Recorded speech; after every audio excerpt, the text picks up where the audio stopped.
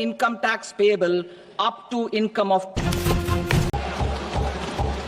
अगर आपको पता चले कि जो आप पैसा कमा रहे हैं उसका एक बड़ा हिस्सा आपके हाथ से निकल जाएगा, फिर सोचिए कि आपकी सैलरी वही है, मेहनत भी वही करनी, लेकिन इस साल आपको टैक्स कम देना पड़ेगा और ज्यादा पैसा आपकी जेब में बचेगा। क्या ये एक सपना है या बजट 2025 का असली गेम चेंजर है? दोस्तों, इस साल का बजट सिर्फ एक डॉक्यूमेंट नहीं है, ये एक ऐसा मास्टर स्ट्रोक है जो आपकी इनकम, आपके खर्चे और आपकी फाइनेंशियल प्लानिंग को हमेशा के लिए बदल कर रख देगा।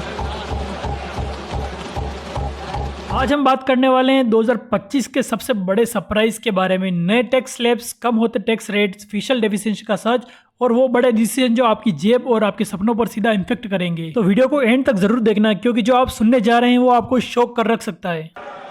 To taxpayers up to 12 lakh of normal income other than special rate income such as capital gains. सबसे बड़ा धमाका और सबसे बड़ा सरप्राइज 2025 के बजट में, जो पहले 7 लाख तक इनकम टैक्स फ्री था, अब वो 12,80,000 तक हो गया है। A taxpayer in the new regime with an income of 12 lakh rupees will get a benefit of 80,000 rupees in tax, which is 100% of tax payable as per the existing rates.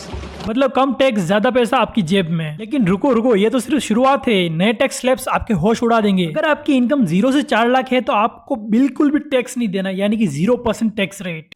0 to 4 lakh rupees nil. अगर आपकी income 8 lakh से 12 लाख है तो 10% tax, अगर 12 से 16 के बीच में है तो 15% टैक्स, 16 से 20 के बीच में है तो 20% टैक्स, 20 से 24 के बीच में है तो 25% टैक्स। अगर आपकी इनकम 24 लाख से ऊपर है तो आपको 30% टैक्स देना है। जैसा पहले आप हर इनकम पर 30% टैक्स दे रहे थे, अब 24 लाख से ऊपर होगी आपकी इनकम तो ही आपको 30% टैक्स देना है। 0 to 4 lakh rupees nil. 4.8 lakh rupees to 4 to 8 lakh rupees 5%. 8 to 12 lakh rupees 10%. 12 to 16 lakh rupees 15%. 16 to 20 lakh rupees 20%. 20 to 24 lakh rupees 25%, and above 24 lakh rupees 30%. तो taxpayers, गवर्नमेंट ने टैक्स रेट को overall कम किया है ताकि लोगों के पास ज्यादा पैसा बचे। मतलब आपकी सैलरी वही रहेगी लेकिन आपकी खरीदने की पावर बढ़ जाएगी, जिसका रिजल्ट ज्यादा सेविंग्स, ज्यादा इन्वेस्टमेंट, ज्यादा शॉपिंग और अल्टीमेटली ज्यादा इकोनॉमिक ग्रोथ देश के लिए। पिक्चर तो अभी बाकी है मेरे दोस्त। फिक्सल डेफिसिट जो पहले 4.8% था, अब उसका 4.4% तक लाने का टारगेट रखा गया है। मतलब गवर्नमेंट अपना खर्चा बैलेंस करना चाहती है। ये आपको कैसे इम्पेक्ट करेगा? क्या नए टैक्स बेनिफिट सस्टेनेबल रहेंगे? क्या इन्फ्लेशन कंट्रोल में रहेगा या कहीं ना कहीं आपसे एक्स्ट्रा चार्ज लिया जाएगा?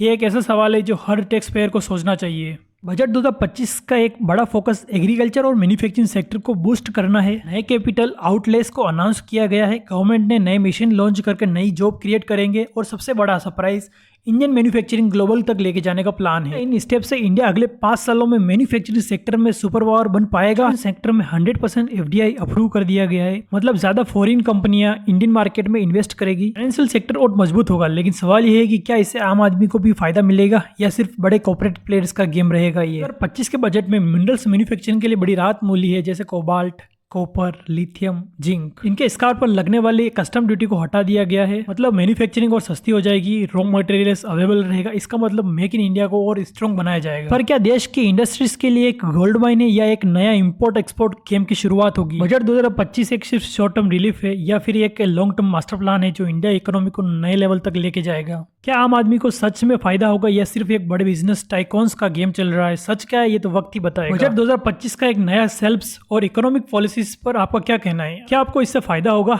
या कोई छुपा हुआ ट्विस्ट है?